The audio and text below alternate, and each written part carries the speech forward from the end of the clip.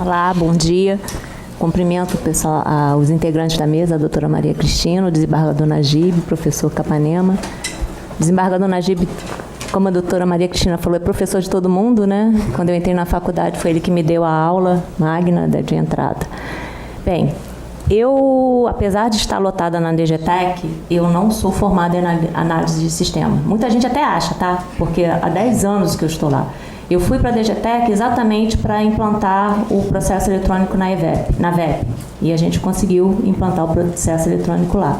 Então, quando o desembargador falou, você vai fazer a palestra? Eu falei, tá, eu vou falar da parte prática, que é o meu. Eu tenho a prática da implantação no Tribunal de Justiça do Rio de Janeiro. Aí, quando eu leio a Justiça e o processo eletrônico, eu falei, não, isso é muito mais amplo. Então, eu fiz mais ou menos uma apresentação para explicar como chegamos ao Tribunal de Justiça, chegou ao que está hoje e como será daqui a alguns anos, tá?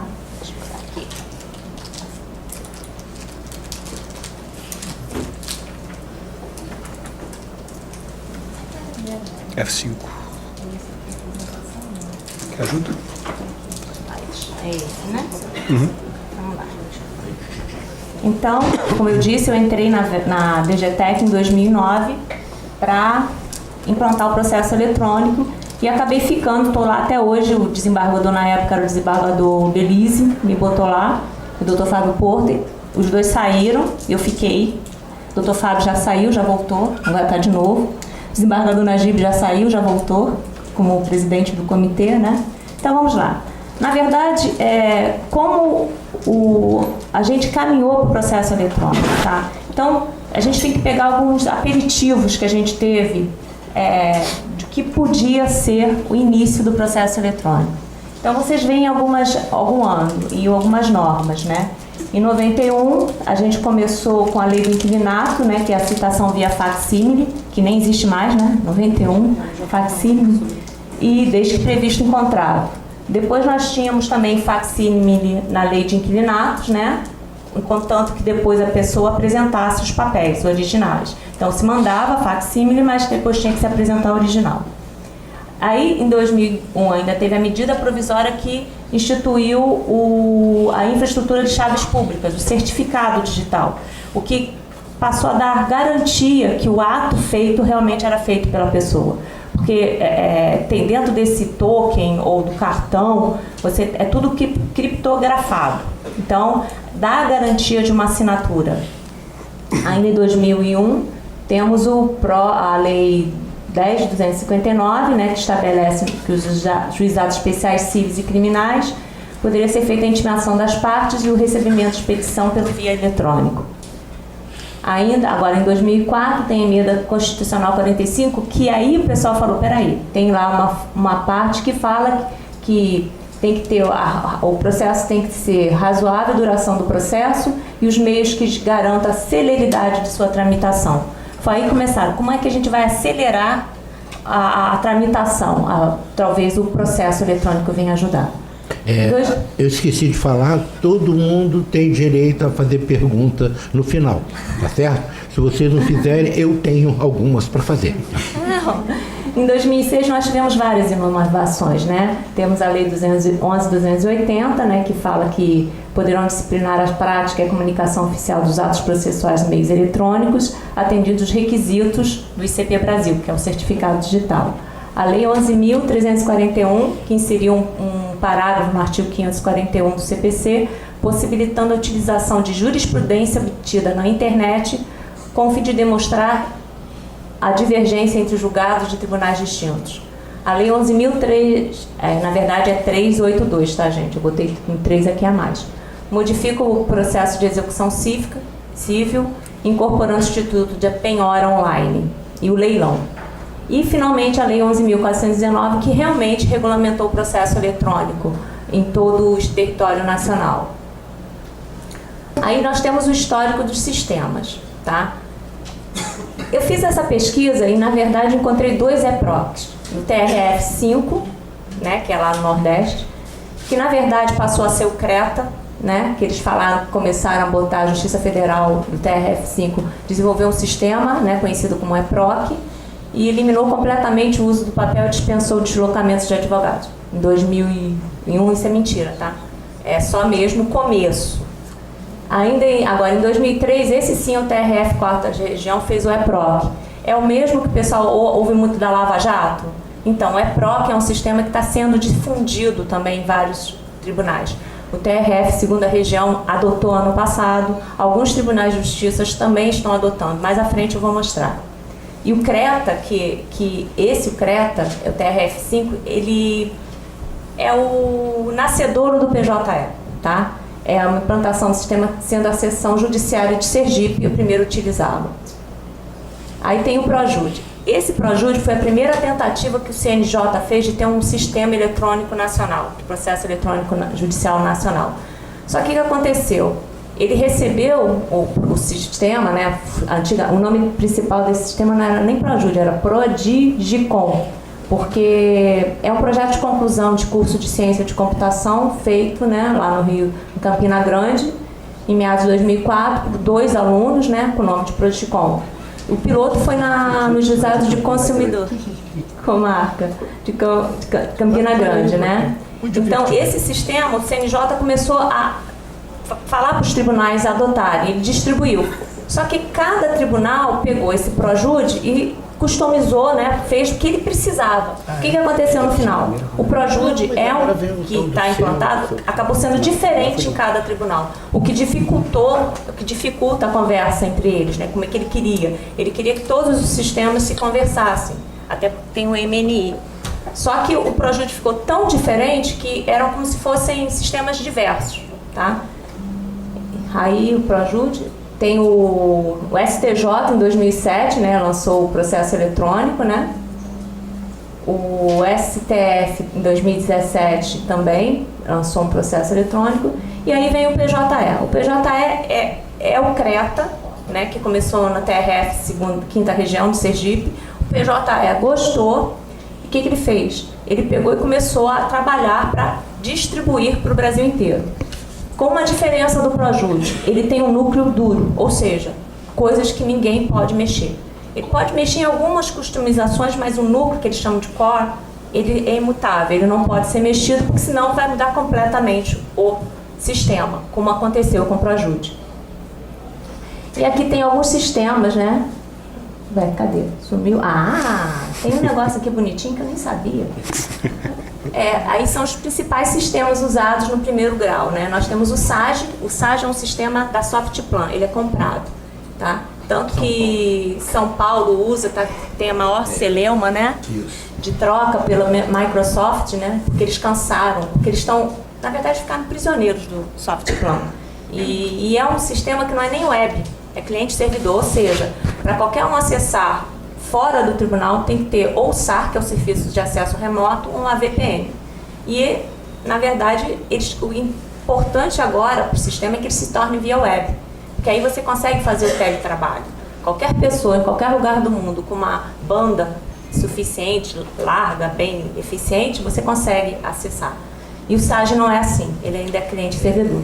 Então, verifica-se, né, que nós temos o SAGE, o PJE em alguns tribunais, sendo que aqui está o Roraima, só que mais à frente eu vou mostrar. Roraima saiu do PJE para ir para o ProJude, né? Temos o EPROC, né, que é alguns tribunais, e tem um bonitinho que é o Tucujures, que é lá de... Amazonas já? Amazonas? Não, acho que é. Tucujures tem que ver aqui. Sim. Não, Amapá. Amapá. E tem o SCP. Aqui eu nem botei o nosso não, tá? O Tribunal de Justiça não está aqui nesse estudo. Porque a gente fez esse estudo para chegar onde a gente quer, que é um sistema novo que a gente vai utilizar. No segundo grau, quase a mesma coisa, o SAGE grande, o PJE, o ProJude em alguns, o EJude. Esse EJude não é o nosso EJude aqui do Tribunal de Justiça, tá? É o EJude deles lá. E algumas observações que eu peguei. Nós fizemos um estudo em 2017 para 2018 para saber qual o sistema que nós iríamos utilizar. Então a gente verifica a insegurança dos tribunais. Por quê? O Tribunal de Justiça de Santa Catarina, ele abandonou o SAGE em 2018 para pegar o EPROC da RF 4ª Região. O Roraima trocou o PJE pelo ProJude em 2017, 2016 e 2017. A Turma de Nacionais de Juizados Especiais Federais, eles começaram a implantação em abril de 2017 e por conta de uma declaração da ministra Carmen Lúcia, até então presidente do CNJ, que teria abrandado as normas da Resolução 185, eles em junho resolveram sair e adotar o EPROC. O próprio STF, ele suspendeu a implantação do PJE em 2016 e o Rondônia postulou junto ao CNJ a permissão de trocar o PJE pelo SAGE. Então vê que as pessoas estão muito inseguras de saber qual o sistema a ser utilizado. E aqui foi uma pesquisa que foi feita pela Corregedoria Geral da Justiça Federal em 2018, a opinião a respeito sobre os sistemas utilizados, né, na Justiça Federal. O EPROC ganhou 46,34%. O PJE ficou em segundo e os outros seriam aqueles que eu já mostrei. O SAGE, o Tucujures, o SCP, que acho que é do Sergipe, não, Pernambuco. É Pernambuco. E aqui é o início no Tribunal de Justiça. Quando a gente falou do facsímile em 91, a gente falou do facsímile, mas eu acho que começou quando a gente trocou a fichinha de papel por um sistema eletrônico. Quando a gente deixou de ter aquelas fichinhas, e aqui eu falo, eu trabalhei com fichinha em Volta Redonda. E era terrível, quando você perdia aquela fichinha, você não sabia onde estava o processo. O processo podia estar em lugar, mas a fichinha sumiu. Não tinha backup da fichinha. Não tinha. Você tinha que baixar os armários para descobrir, né? Então, aqui no Rio de Janeiro, a gente começou isso de 85 para 86. Foi criado um sistema na vara de execuções penais, só que era um sistema do Proderj. Ficava lá na Praça da Bandeira, né? Lá no Proderj. E a gente aqui tinha uma sala com uma coisa enorme, que era, não sei o que era aquilo, gente, eu não sou formada em TI, mas era terrível, porque quando você estava trabalhando, de repente dava um raio, o nome era raio 531, raio 532, era um raio mesmo, você não conseguia trabalhar. Então esse sistema até já permitia você botar o início da execução e final, e dava alguns benefícios, percentuais de benefícios. Mas do resto, você tinha que fazer tudo na mão. Quando tinha comutação, a gente tinha que fazer na mão e botar, né? Então, isso foi em 85 e 86. Esse sistema ele foi substituído em 96 para 97 com um sistema desenvolvido já pelo Tribunal de Justiça, porque teve um concurso para TI, em 95, 96, que muita gente... Você é desse concurso, Stallone? Então, o Stallone trabalha com a gente lá na DGTEC na parte da infraestrutura. E começaram a se desenvolver um sistema. E esse foi o primeiro que foi feito pelo tribunal em termos de grande porte, porque até o segundo grau também teve o SSJ que começou, que é o tipo Win. Porque esse de 86 era aquela tela preta, letrinha verde, né? Terrível aquilo. Aquela televisão, parecia que tinha válvula no computador, né? Hoje em dia você pega isso aqui. O hard desse tamanho. Não, isso aqui não, tinha uma sala. Esse daqui tinha uma sala imensa. Tanto que teve uma vez que uma funcionária levou o filho, porque não tinha com quem deixar, e eu estava no cálculo de pena, eu fazia cálculo de pena. Eu estava lá trabalhando, de repente deu um raio 532. O menino entrou na sala e desligou. Eu falei, eu consegui alvará de soltura da VEP, mas de vez em quando a VEP me pega. Porque eu saí da VEP em 2003 para ir para a Corregedoria. Em 2000... Como começou a dar certo o SCP, eles começaram também a desenvolver o DCP. Muita gente agora, a gente usa no primeiro grau o sistema de controle de distribuição e controle processual. Mas ele foi criado como foi para trocar a ficha pelo boleto, né? Então, isso foi ótimo, né? E quando começou então o portal do tribunal, que você podia ver o andamento, melhor ainda, né? Apesar que tinha serventias que só atendia se tivesse com aquele boletinho. Mentira, tem um aviso que proíbe, tá? Tem que ser atendido mesmo sem aquele boleto. Era isso. Né, o terminal de autoatendimento. No início era assim. Em 2008, nós tivemos nosso diário eletrônico. Em agosto de 2008, a gente começou a ter o nosso diário eletrônico, que era muito bom, porque chegava o diário oficial, e como eu trabalhava ainda trabalhava na corregedoria, a gente tinha que ler o diário oficial.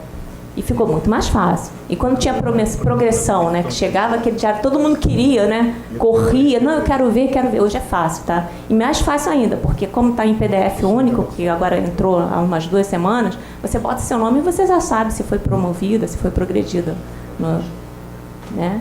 E aqui começou em 2009, né, a implantação mesmo. Em maio de 2009 foi implantada a Central de Assessoramento Criminal. A Central de Assessoramento Criminal são aqueles processos complicados que precisa de mais uma segurança, porque eu já soube de história de advogado que comeu processo na véspera, botou o processo na frente e ficou comendo. Então, para evitar isso, foi criada a Central de Assessoramento Criminal. É que antigamente tinha o crime de cheque sem fundo. E tinha um advogado que usava a gravatinha borboleta, né? E lá em Niterói, ele pedia para ver os autos, tá certo? Enquanto ele estava vendo os autos, ele comia o cheque. Exatamente. Aí acabou a prova do crime. Comia mesmo. Então, foi criada essa central de assessoramento, ela é bem segura, ela tem, tanto que os funcionários não são identificados por nome, são identificados por funcionário 1, 2, 3, para evitar qualquer tipo de coisa. Em dezembro, foi instalada a primeira vara realmente considerada eletrônica no Tribunal de Justiça, que é a 8ª Vara Civil de São Gonçalo. Tá? O único problema é que tinha mais 7 varas cíveis, então não podia ter distribuição eletrônica. Então entrava o peticionamento eletrônico, não era eletrônico, entrava físico, porque não sabia para onde ia ser distribuído. E, infelizmente, o nosso querido amigo Luiz, que é o RE de lá, tinha que digitalizar. É muito triste. E ainda levou algum tempo para que isso acabasse. Tá? Aí também temos em 2009, foi a autorização mesmo, a resolução 16 de 2009, que autorizou a implantação aqui no TJ. Temos o ato normativo 30 de 2009, que disciplinou o cadastro essencial de acesso ao processo eletrônico. Em 2010, nós temos um ato normativo também 30, só que de 2010, que começou o processo eletrônico a ser implantado na segunda instância, mas na segunda instância criminal, aqui segundo a vice-presidência. E foi terrível a época, não só pelo processo eletrônico, coincidiu também de ter uma mudança física. Eles saíram de uma sala e foram para a lâmina 4, para a lâmina 4. Então, os funcionários ficaram muito traumatizados, porque foram 2 mudanças. A mudança física e depois a mudança de como trabalhar. Foi bem complicado, o pessoal reclamava mesmo, né? Tanto que quando entrou aquele cartório unificado de Niterói, acho que foi em final de 2010, 2011, se eu não me engano, também foi feita uma mudança terrível, porque unificaram 5 cartórios, né? Transformou um cartório para atender 5 varas cíveis e implantaram o processo eletrônico. E eu lembro que eu tive que ir lá, na época o Dr. Fábio também era presidente auxiliar juiz auxiliar da presidência. Ele pediu para que eu fosse lá porque estava tendo muito trabalho, muito problema. Aí eu fui lá, cheguei lá e perguntei, qual é o problema? Eu estou sem papel. Ainda não saiu a gratificação. Não sei o que lá. Ela foi falando vários problemas, eu falei assim para ela, tá bom, mas o processo eletrônico? Não, o processo eletrônico é maravilhoso. Eu juro que eu olhei para ela e falei, você está brincando comigo. Eu vim lá porque você disse que o processo eletrônico... Não, o processo eletrônico só tem os probleminhas. Entendeu? Mas eles estavam tão traumatizados com a mudança do cartório unificado que para eles a culpa era o processo eletrônico. E quando, na verdade, não era. Tinha uns probleminhas assim, não vou negar, não. A doutora não está se referindo que, por exemplo, tem advogado que diz que perdeu a causa por causa do DCP ou na Justiça lá do Trabalho do PJR. Não é a mesma coisa, não? Não, tá bom. Aí em 2013 foi quando foi feito o ato normativo conjunto 7, né, que aí realmente toda a segunda instância passou a ser eletrônica, tanto as câmaras criminais quanto as cíveis. Também tem o ato normativo conjunto 12 de 2013, que disciplinou o processo inicial eletrônico. Começou como se fosse segunda instância, depois houve alteração e esse ato também é para a primeira instância, o peticionamento eletrônico de primeira instância. Em 2015, aí o desembargador Najib sabe, foi o ato normativo conjunto 19 que implantou o PROJUDE na VEP. Esse PROJUDE foi o Paraná, o TJ do Paraná, que nos cedeu. E o mais interessante, agora a gente conseguiu, houve vários problemas. A única coisa que não está eletrônica na vara de execuções penais agora ainda é a Central de Medidas Alternativas, que continua no sistema anterior, que é o SCP, mas o resto foi digitalizado e já está tudo no Projude. E agora a gente vai ter que trocar pelo SEU, que na verdade o SEU também é do TJ Paraná, mas como a gente aqui fez algumas mudanças, já está diferente. E nós temos até o dia 31 de dezembro desse ano para implantar o SEU. Foi assinado no dia 6 de maio, esse termo de compromisso com o E o SEU pode acompanhar pelo celular, pelo... web. Mas o Projude da VEP já é web também. Tanto que trabalhar o teletrabalho é super possível na VEP sem a necessidade de ter uma licença de SAR, Serviço de Acesso Remoto, VPN. Isso aqui é como estamos hoje o Tribunal de Justiça, né? Nós temos um total de 710 serventias. Eu posso confessar, eu nunca sei o quantitativo, porque eu tenho um quantitativo implantado, eu vejo no TJ, no portal outro quantitativo. A única explicação que eu tenho é que tem as varas únicas, que a competência dela, como é muita, então acaba entrando, essa competência eles consideram uma serventia, mas eu não tenho certeza, ainda vou ter que me aprofundar para descobrir isso. Então hoje, o Tribunal de Justiça, nós temos 710 serventias. Dessas 710, 558 já são eletrônicas, né? São híbridas, eletrônicas e híbridas. Algumas varas já nasceram eletrônicas, que nem a 8ª Vara Civil de São Gonçalo, tem 2 em Jacarepaguá, 2 em Campo Grande, 1 em Olaria, juizados especiais também já nasceram eletrônicos. E temos 152 físicas, a maioria competência criminal, tá? Porque a competência criminal é um pouco mais complicado. Aqui nós temos, na capital, nós temos a 21ª Vara Criminal, mas eles digitalizam a denúncia, eles não recebem eletrônica. Em Maricá, começou ano passado já recebendo da delegacia o flagrante e vai acabar, também já é eletrônico.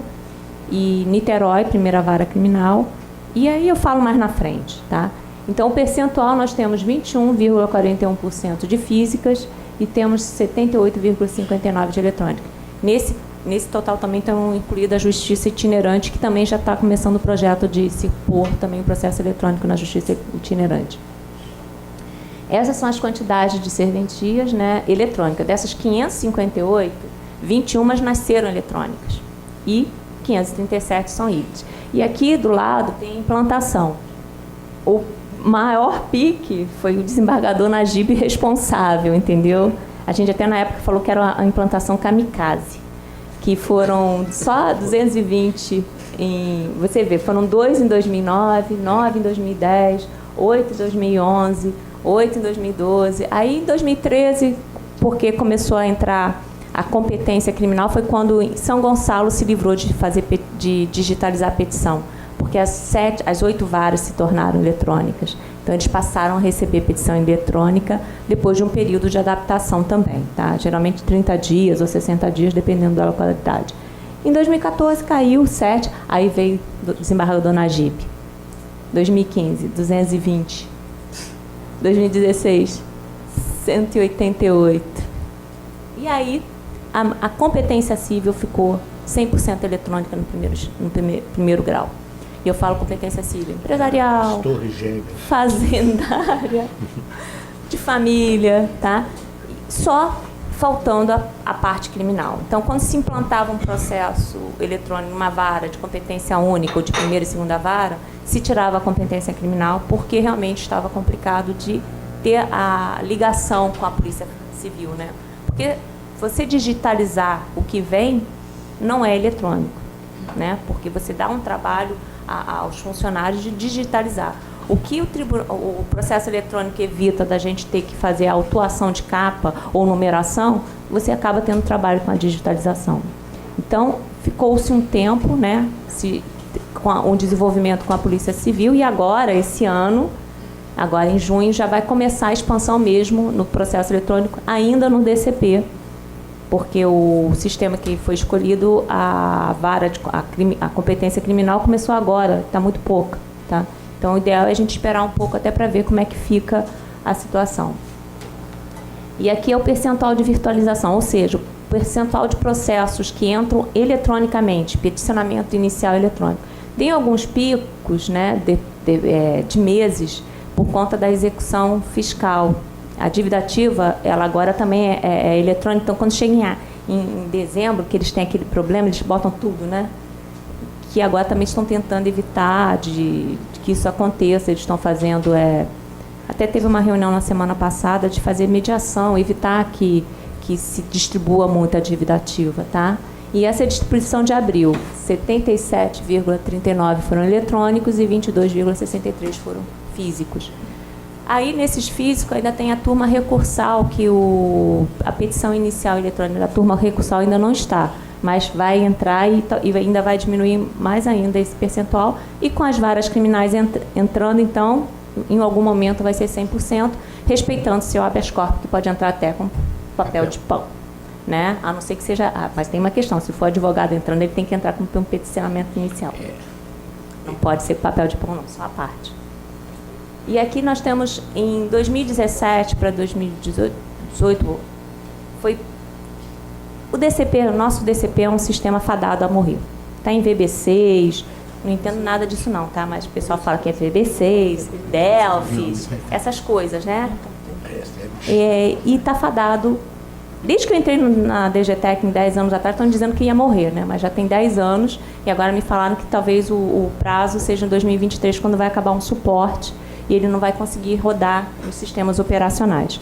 Então, em 2017, nós começamos a fazer um estudo para saber qual seria o melhor sistema. Então, a gente fez pesquisa, foi feita visitas a outros tribunais e a gente resolveu quais são as alternativas avaliadas? Nós temos, aqui eu botei 2.0, na época era 2.0, PJE, o EPROC da TRF quarta, teria a aquisição, que seria uma evolução do EJUD, que é o nosso sistema de segundo grau, para atender também o primeiro grau, ou a SAGE, que é o Softplan, que disseram que ia virar web, mas até hoje não virou.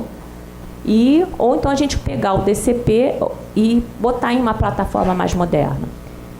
Esses dois de baixo, até o EPROC, barravam na resolução 185 do CNJ, que dizia que não podia ser feito nenhum tipo de fazer outros sistemas de investimentos em outro sistema que não fosse o PJE, a não ser que você tivesse o seu próprio, né? Então, ano passado, em outubro do ano passado, foi decidido que o Tribunal de Justiça ia adotar o PJE. Mas o que houve aqui?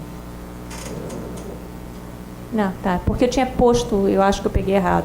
Porque nós fizemos uma pesquisa com nossos usuários internos, com magistrados e servidores. E o PJE sempre ficava em segundo lugar.